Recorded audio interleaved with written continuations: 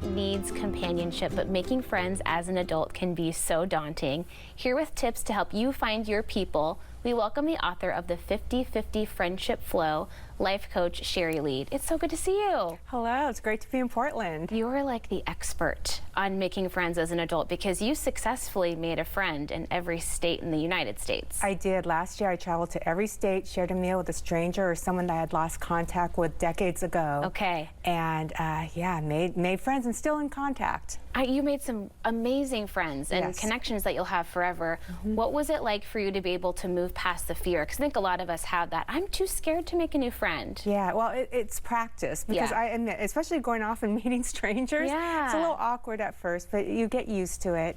And a lot of it's practice. It's practice. Got to exercise that muscle. Yeah. Okay, you have some great options for us, no matter where we're at in life. Some places to meet people, which is number one, get involved with a nonprofit. What a great idea. Yeah, well, you know, actually the last time I visited Portland, I had a chance to meet with my friend AJ, and he's the one that gave me this great formula for Oh, I making love friends that. I'd love to share with you. Yeah. So he grew up in Memphis, but since I've known him the last 10 years, he's lived in maybe 4 different states, Okay. always surrounded by a great community. Wow. So I asked him, how do you do it?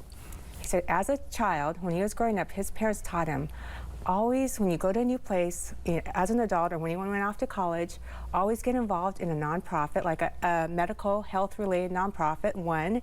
2, get involved in an arts community of some sort, and 3, get involved in some type of social club or social community. So those 3 different places, he's done it every time he's moved, found a great diverse group of friends, and you know, it's kind of a numbers game too. Sure. You get to meet more people, the chances are you're going to land some that stick. There you go. Not everybody has to be best friends, and that's okay. Yes, absolutely. And the definition, Webster's definition of friendship is mutual admiration. Oh, that's so cool. Yeah, and so when you know that, it takes kind of the pressure off, like, oh, if I'm going to talk to this person, I need to talk to somebody who's going to be my ride or die. Yeah. It's just mutual admiration. Okay, and it does take time to build up those really important friendships, and that's okay. You don't have to make that instant connection with everybody. Right. I think research says 50 hours to make a friend, 200 for a close friendship.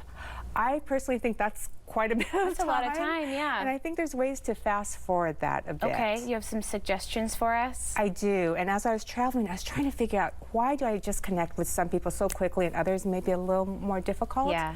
And it came down to approaching friendships and meeting people with curiosity, genuine curiosity. So I'm asking you questions about your life, your kids, whatever the topic may be, but you build trust. Because all of a sudden I'm realizing, okay, you're asking me questions, you're interested in knowing my story. Yeah. Now I feel a little bit more comfortable with sharing more of myself with you. That makes a lot of sense, and I think a lot of us have people that we admire that you think, gosh, when this person walks into a room, I just feel like $1 million. And the answer usually is they're inquisitive, they want to know more, they focus on you and ask you questions. Yes, and takes the pressure off yourself too, because if you're really looking to find out something new about the person you're meeting, all of a sudden you forget that, oh, how am I showing up? What am I supposed to say? Do you have ideas for us in terms of you head out to a social situation, you hit it off with somebody, how do you make the next step in that friendship, making a friend date or something like that? That sounds scary too. Yeah, it's, you know, what the thing is people are a lot more receptive than you think. That's true. And that's what surprised me when I went around and asked, you know, these strangers, will you meet with me for lunch? And I told them I may be talking about our meetings, so I thought the pushback would be, no, I'm a private person. Yeah. Instead, the pushback that I got was, I don't know if I'm interesting enough for you, wow. which I thought was sad. Yeah.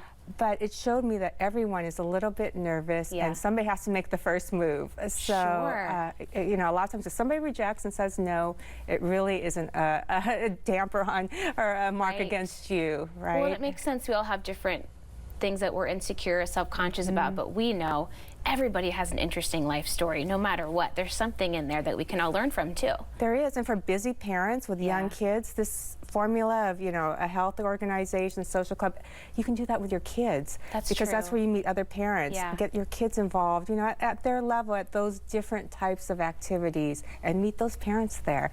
You know, kill 2 birds with 1 stone. Yeah, it's good life lessons for them too. Thank you so much for stopping by. Always nice when you're in town. You bet. I love being here. Thank you. Oh, good. Okay, Sherry's book again is the 50-50 Friendship Flow.